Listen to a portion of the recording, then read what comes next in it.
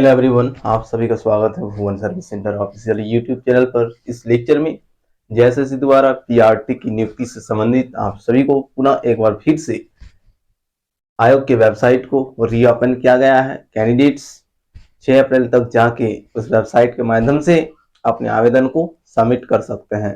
JSSC द्वारा एक new notice भी रिलीज की गई है। उस नोटिस के तहत एक और भी जरूरी सूचना है सभी कैंडिडेट्स के लिए।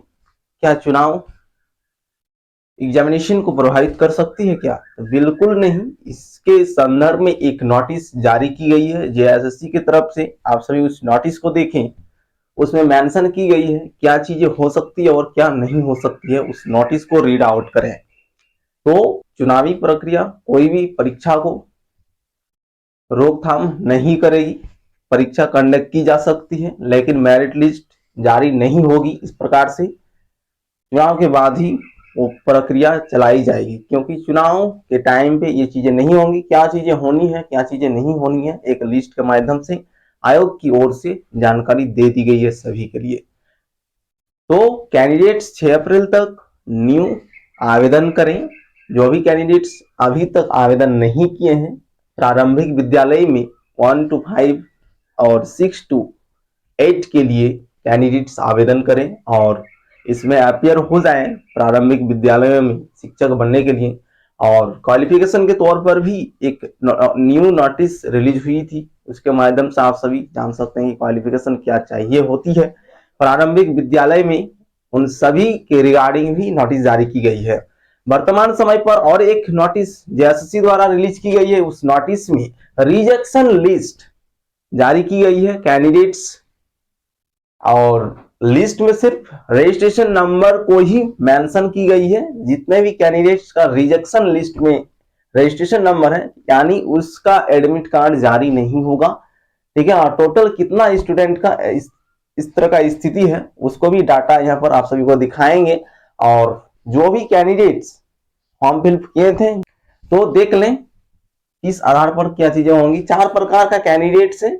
एक नंबर पर 9700 कैंडिडेट्स को रिजेक्ट किया गया है, और दूसरी नंबर पर 449 कैंडिडेट को रिजेक्ट किया गया है। तीसरा नंबर पर 101 कैंडिडेट को रिजेक्ट किया गया है।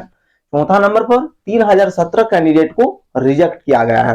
टोटल 13,339 कैंडिडेट को रिजेक्ट कर दिया गया है आयोग की ओर से।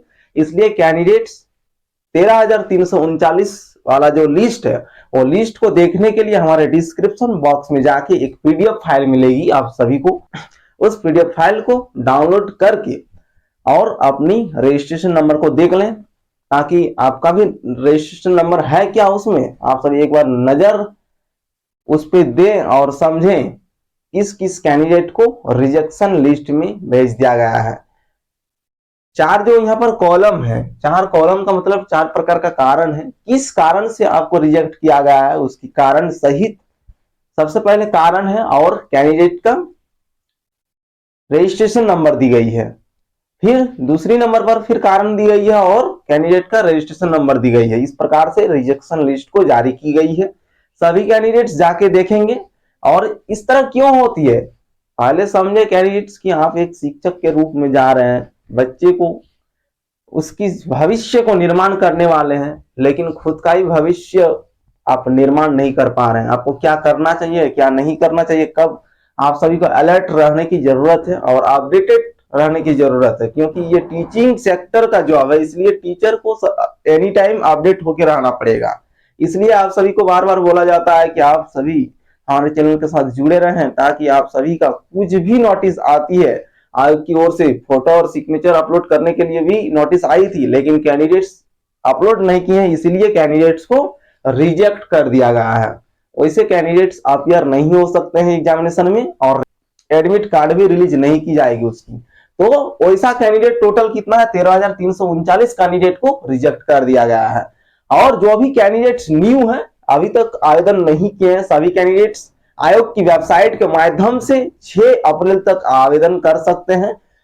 ठीक है, आवेदन प्रक्रिया 6 अप्रैल तक है, उसके बाद आप सभी फी पेमेंट कर सकते हैं, कोई दिक्कत नहीं होने वाली है। ये न्यू नोटिस के माध्यम से आयोग इन्फॉर्म कर दी है, आयोग इन्फॉर्म की है सभी के लिए। तो 6 अप्रैल तक सभी कैंडिडेट फॉर्म को फिल करें और अपनी अध्ययन पर ध्यान दें ताकि 100% एक सीट को पक्की कर सकें। ठीक है, तो कैंडिडेट्स आप सभी डायरेक्ट डिस्क्रिप्शन बॉक्स में जाके विजिट करें और उस पीडीएफ को डाउनलोड करके एक बार अध्ययन कर लें, ताकि आपका भी तो रजिस्ट्रेशन नहीं है, उसमें रजिस्ट्रेशन नंबर आपका भी तो नहीं है, इसलिए चेक कर लें किस किस कैंडिडेट को रिजेक्ट किया गया है। ठीक है, 4 प्रकार का कॉलम दिया गया है, चारों कॉलम को ध्यानपूर्वक पढ़ेंगे और सिर्फ रजिस्ट्रेशन नंबर को मेंशन की गई है और कारण को यदि समझ नहीं पाएंगे तो कैंडिडेट फिर एक बार कमेंट करेंगे चैनल के किसी भी वीडियो लेक्चर पर, आप सभी को फिर समझा दिया जाएगा किस कारण से कैंडिडेट को रिजेक्ट किया गया है।